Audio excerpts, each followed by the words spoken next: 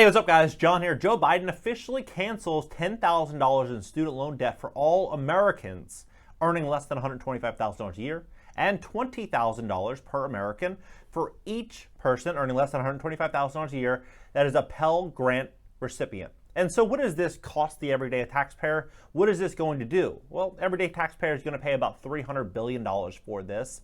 And when we look at what's happening right now, we are beating, or we're trying to beat this record high inflation by increasing interest rates and tapering demand.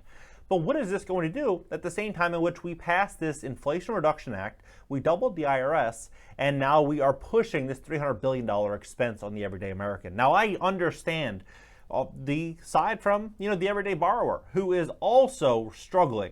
But looking at everything, clearly this additional bill that's going to be carried by everyday Americans is not going to be one that's going to be easily defeated. I think that we could see a situation in which Jerome Powell increases interest rates even further due to this newfound situation. We could really see interest rates start to skyrocket, and I think we really could see some really big changes coming for this economy. And I also think that one real big caveat here is this could be the beginning of which the government offers this solution, new solutions to problems in which were created by that same party, right? That same group, that same entity.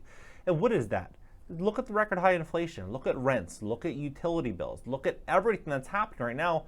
This all just didn't randomly happen. All of this is occurring based on decisions made, right? These decisions were made and people are suffering because of these decisions. And now solutions are being proposed.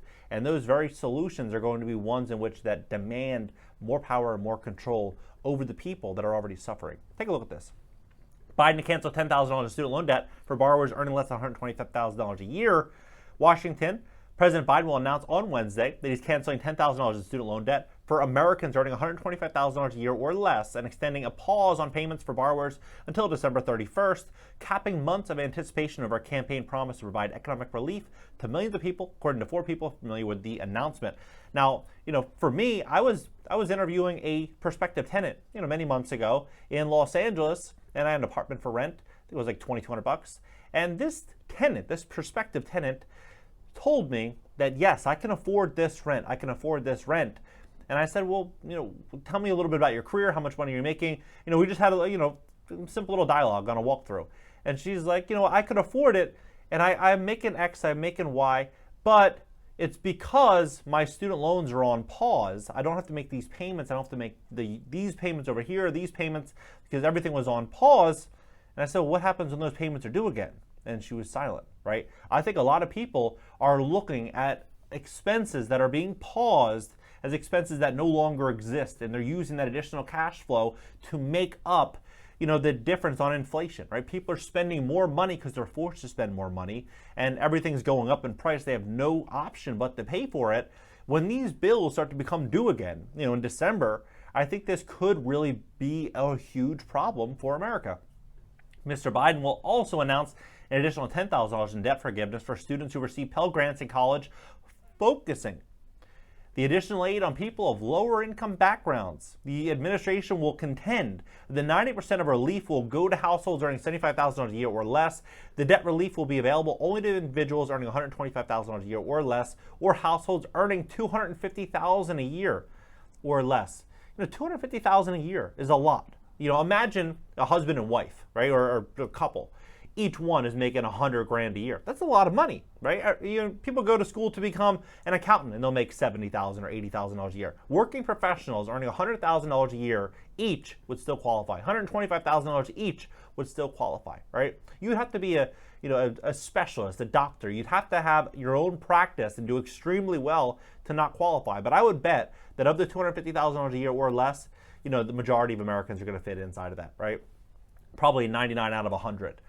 Only the 1% would probably be excluded. The debt forgiveness, although far less than the amount that some Democrats have been pushing for, comes after months of deliberations over fairness and fears that it could exacerbate inflation before the midterm elections. Very convenient right before midterms.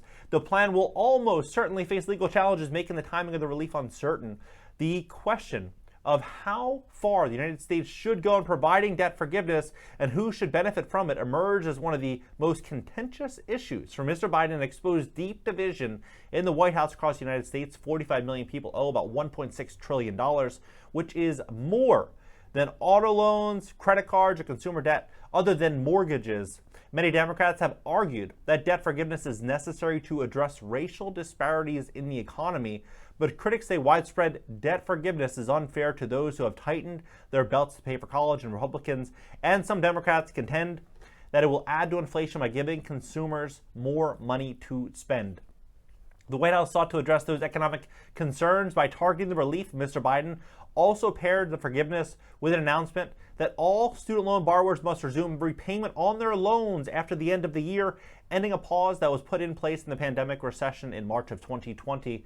On its face, the move could cost taxpayers about $300 billion or more in money they effectively lent out that will never be repaid, but the true cost is hard to calculate and smaller because much of that debt was unlikely to ever be repaid. More than 8 million people, 1 in 5 borrowers with a payment due, had defaulted on their loans before the pandemic. Many of those people carried fairly small balances, will now be eligible to have those loans canceled. Now, 1 in 5, they're saying, so 20% of all borrowers were unable to make their payments. And that was before record high inflation, all these newfound expenses, these job layoffs that are occurring now. Imagine what this number will likely be, come December. It could be 3 out of 5, right? It could be 2 out of 5. It's pure speculation, but it's probably definitely going to be more than 1 out of 5. No doubt about that. Many Democrat lawmakers and progressive groups had argued that addressing economic racial disparities would require forgiving $50,000 in debt. So right now, if they're doing $10,000 in, for everyday consumers earning $125,000 less and $20,000 for Pell Grants, this would probably be somewhere around $1 trillion if they were to push this forward, or more, $1.5 trillion, $1.4 trillion, somewhere around there. This is how much it would actually cost everyday taxpayers if they were to move forward with that $50,000 in debt. Citing reports showing that Black and other non-white borrowers end up with higher average loan balances than their white peers, but representatives, California Democrat who met with White House to advocate debt cancellation, said even the limited student debt relief could be a galvanizing factor Mr. Biden's party needs before the midterms in November. That's a lot of young people that are going to be able to have a sign of relief. They're going to be able to look back. I don't know if that's going to be a real sigh of relief. I really don't think so. $10,000 is, it might help some people, but people that have student loan debt, they're probably sitting on $50,000, $100,000, $150,000 in debt. So what does $10,000 really do for most people? It's probably like reducing their cell phone bill by 50% or 40%. It's probably a very small, relief for most borrowers. Meanwhile, everyday Americans are going to be holding that $300 billion newfound expense. He and other members of the Hispanic caucus helped ramp up pressures for Mr. Biden this spring when they say he indicated in a private meeting that he intended to provide some form of debt relief for Americans. Shortly afterward, the president publicly said that he was considering the move and would announce details in the coming weeks. But inside the White House, Mr. Biden's top aides were debating the political and economic ramifications of the decision. According to people familiar with his thinking, the president was concerned that loan cancellations would be seen as a giveaway that would be an affront to those who had paid theirs on their relatives' tuition. Some top aides who argued for Mr. Biden's lack of legal authority to move forward with this sweeping loan forgiveness, that he should work with Congress instead of using executive action. Soaring inflation and complicating the process in the middle of crushing Bidenflation, how could the president justify a student loan giveaway that overlooked Americans most hurt by inflation? And this is from Representative Kevin Brady of Texas, a top Republican. Mr. Biden's economic advisors, however, made the case that by resuming loan repayments and pairing loan forgiveness with income caps, the cancellation would have a negligible effect on the rising consumer prices. The president's chief of staff, this is what I think is ultimately going to happen. I think we're just going to see the beginning stages of this. It's probably going to start with $10K, then it's going to go to $20 for all borrowers, then $30. I think we're going to continue going down this road, and it's going to be more and more and more debt and more responsibility for everyday Americans to foot the bill for all the chaos that's occurred over the last couple of years. What do you think about this entire situation? Drop below. Let's have a conversation about this. I know a lot of people are sitting in a lot of, student loan debt. A lot of people are. And unfortunately, what we've seen over the last couple of years is this, shift away from traditional everyday business models and traditional businesses that a lot of people went to school for. And now all of this is moving and people are, holding a lot of debt for careers that are no longer appealing, right? And so there's a lot of people on both sides that are either satisfied or upset, but I'm curious as to what your opinion is. Drop below, subscribe here, and subscribe to my second channel. This is I think the beginning. What do you think? Drop below, let's talk, and I'll catch you guys in the next video. If you're interested in being sponsored on my YouTube channel, visit cashnow.video/sponsor and fill out the application.